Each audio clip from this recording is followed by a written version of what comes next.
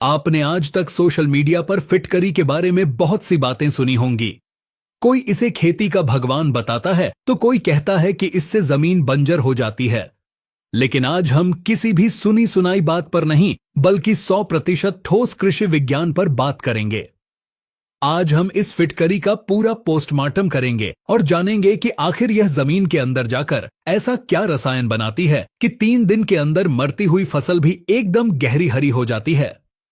यह किन फसलों के लिए अमृत है और किन जमीनों के लिए यह एक खतरनाक जहर साबित हो सकती है।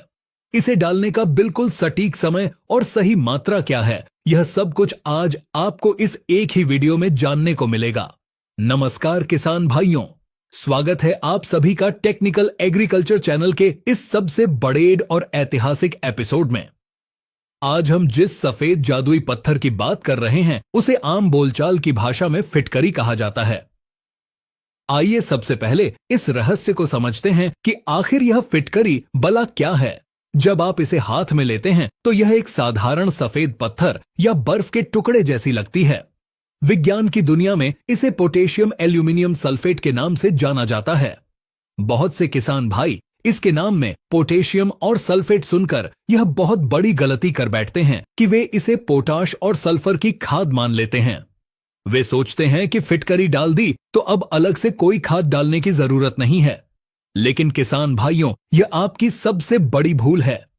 फिटकरी के अंदर जो पोटाश और सल्फर होता है वह इतनी कम मात्रा में होता है कि उससे पौधे का पेट नहीं भर सकता। तो फिर यह फिटकरी करती क्या है? असल में फिटकरी एक खाद नहीं है बल्कि यह एक सॉइल कंडीशनर है। यानी यह एक ऐसी चाबी है जो मिट्टी की बीमारी को ठीक करती है, मिट्टी की बनावट को बदलती है और मिट्टी के अंदर पैदा हो चुके जहर को काटती है। इसे गहराई से समझने के लिए हमें अपनी मिट्टी की सबसे बड़ी बीमारी को समझना होगा, जिसे हम पीएच मान कहते हैं। आज के समय में हमारे देश की सबसे बड़ी समस्या यही है कि हमारी जमीनों का पीएच मान लगातार बढ़ता जा रहा है। चाहे वह मध्य भारत की गहरी काली और भारी मिट्टी हो या उत्तर भारत की रेतीली जमीन हो, लगातार रासायनिक खादों के प्रयोग और खारे पानी की सिंचाई से हमारी मिट्टी क्षारीय होती जा रही है। जब आपकी मिट्टी का पीएच मान 7.5 या 8 के पार चला जाता है तो जमीन के अंदर एक बहुत भयानक रासायनिक बदलाव होता है। इस बढ़े हुए पीएच के कारण आप खेत में जो भी फास्फोरस, जिंक या लोहा डालते हैं वह मिट्टी के कणों के साथ चिपककर एक कठोर पत्थर बन जाता है। इस प्रक्रिया को कृषि विज्ञान में न्यूट्रिएंट फिक्सेशन कहा जाता है। आपका खेत एक ऐसी तिजोरी बन जाता है जिसमें पैसा तो बहुत है लेकिन उसका पासवर्ड आप भूल गए हैं। पौधा भूखा मरता रहता है और आप ऊपर से खाद पर खाद डालते रहते हैं। यहीं पर फिटकरी की सबसे बड़ी और जादुई एंट्री होती है। फिटकरी का जो स्वभाव होता है वह बहुत ज्यादा अम्लीय यानी एसिडिक होता है। जब आप सिंचाई के पानी के साथ इस फिटकरी को घोलकर अपने खेत की नालियों में छोड़ते हैं तो यह पानी के साथ मिलकर पूरी जमीन में फैल जाती है। पानी में घुलते ही यह अपने अंदर से हाइड्रोजन के आयन छोड़ना शुरू करती है। अगर हम इसे बिल्कुल आसान और देसी भाषा में समझें तो फिटकरी आपकी मिट्टी के अंदर एक बहुत ही हल्का और सुरक्षित तेजाब बनाती है।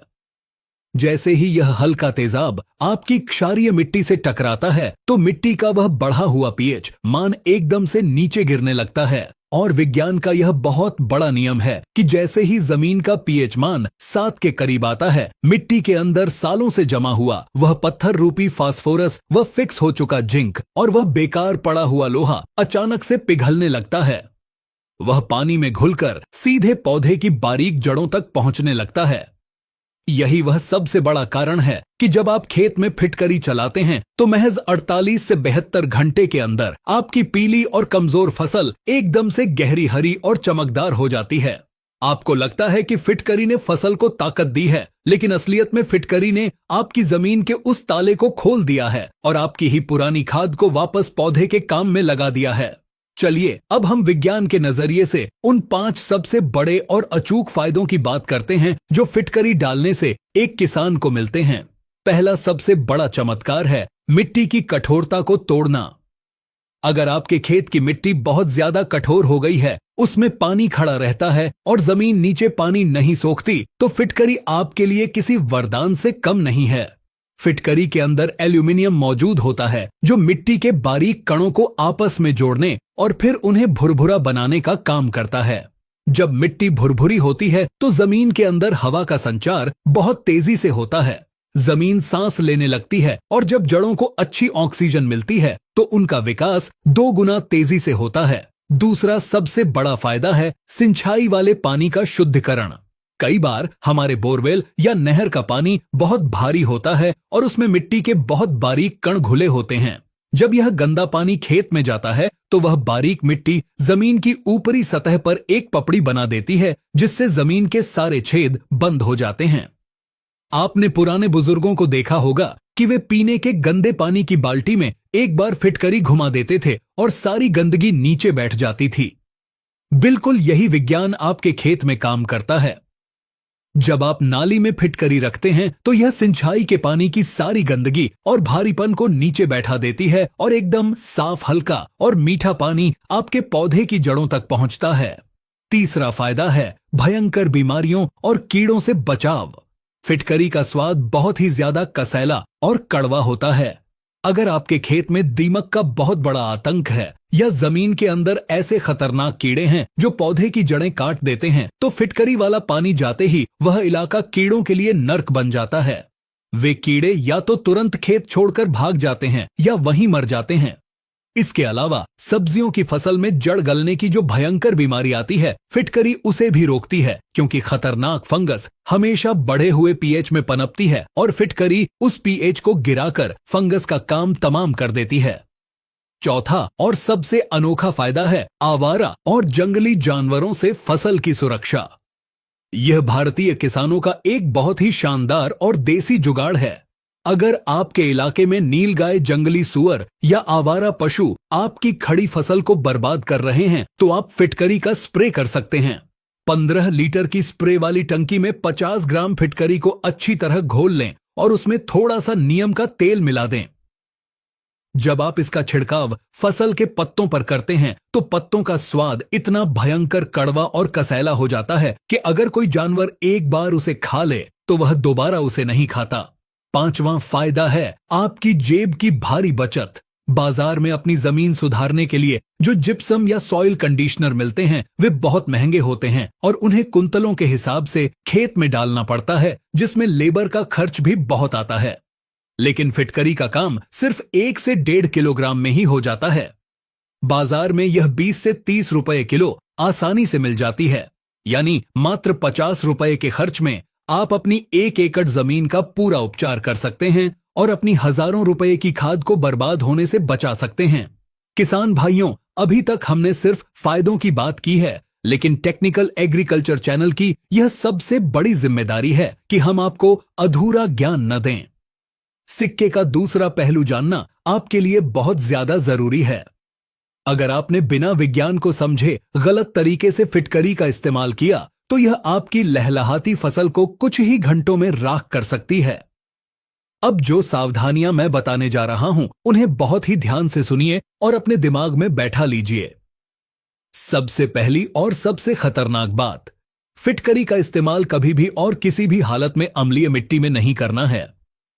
अगर आपके खेत की मिट्टी का पीएच मान पहले से ही 7 से कम है, यानी 6.5 या 6 है, तो फिटकरी आपके खेत के लिए एक बहुत बड़ा जहर है। अगर आपने ऐसी जमीन में फिटकरी डाल दी तो जमीन का पीएच मान और ज्यादा नीचे गिर जाएगा। ऐसा होने पर मिट्टी में एल्यूमिनियम टॉक्सिसिटी पैदा हो जाएगी, यानी मिट्टी में एल्यूमिनियम की मात्रा इतनी भयंकर बढ़ जाएगी कि वह पौधे की जड़ों को पूरी तरह से जलाकर खाक कर देगी। आपका पौधा एक दिन के अंदर सूख जाएगा।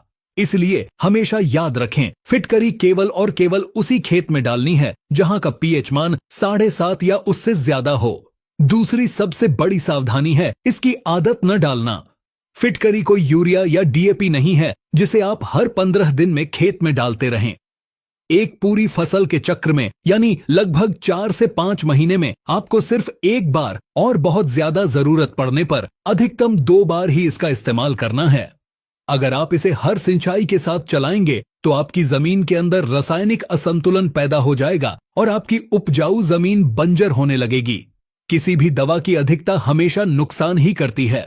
तीसरी महत्वपूर्ण सावधानी है रसायनों का मिश्रण। फिटकरी को कभी भी किसी भी फफूंदनाशक दवा या कैल्शियम नाइट्रेट जैसी खादों के साथ मिलाकर ड्रिप में या स्प्रे में नहीं चलाना चाहिए। जिस तरह फिटकरी डालने से दूध तुरंत फट जाता है, उसी तरह यह इन महंगे रसायनों के घोल को फाड़कर उन्हें बिल्कुल बेकार कर देती है। इसे हमेशा अकेले और सादे पानी के साथ ही इस्तेमाल करना सबसे सुरक्षित होता है। अब हम बात करते हैं कि अलग अलग मुख्य फसलों में फिटकरी का जादुई असर कैसे होता है और इसे डालने का बिल्कुल सही तरीका क्या है। अगर हम धान की खेती की बात करें तो धान के किसान भाइयों के लिए यह किसी चमत्कार से कम नहीं है। धान के खेत में पानी भरा रहता है, जिसके कारण अक्सर पानी के ऊपर हरे रंग की काई या शैवाल की एक बहुत मोटी परत जम जाती है। यह काई इतनी खतरनाक होती है कि यह हवा को नीचे नहीं जाने देती, और जब आप ऊपर से खाद डालते हैं तो वह खाद जमीन तक पहुंचने से पहले ही यह काई उसे खा जाती है। अगर आप धान के खेत में सिंचाई के साथ सिर्फ 1.5 किलो फिटकरी चला देते हैं तो 24 घंटे के अंदर वह सारी काई सड़कर खत्म हो जाती है। पानी एकदम शीशे की तरह साफ हो जाता है और धान का पौधा तेजी से फुटाव करने लगता है। गन्ने के किसानों के लिए भी यह एक बहुत शानदार चीज है। गन्ने की फसल 1 साल तक खेत में खड़ी रहती है। गन्ने में जब हम फिटकरी का प्रयोग करते हैं तो जमीन में पड़ा हुआ पोटाश गन्ने को मिलने लगता है। इससे गन्ने की मोटाई बढ़ती है, उसका वजन बढ़ता है और सबसे बड़ी बात, गन्ने की जड़ों में लगने वाली दीमक का पूरी तरह से सफाया हो जाता है। सब्जी की खेती करने वाले किसान, जैसे जो लोग टमाटर, बैंगन, मिर्च या शिमला मिर्च लगाते हैं, उन्हें इसका इस्तेमाल बहुत ही सोच समझकर और कम मात्रा में करना चाहिए। सब्जियों में अक्सर एक समस्या आती है कि फूल बहुत आते हैं लेकिन वे फल बनने से पहले ही झड़ जाते हैं या फिर फल टेढ़े मेढ़े हो जाते हैं।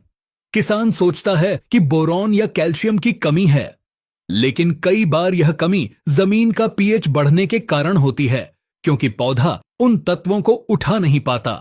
ऐसे में सिर्फ एक बार हल्की मात्रा में फिटकरी का पानी चलाने से पौधे की नली खुल जाती है, फूल झड़ना बंद हो जाते हैं और फलों में एक बहुत ही शानदार चमक आ जाती है।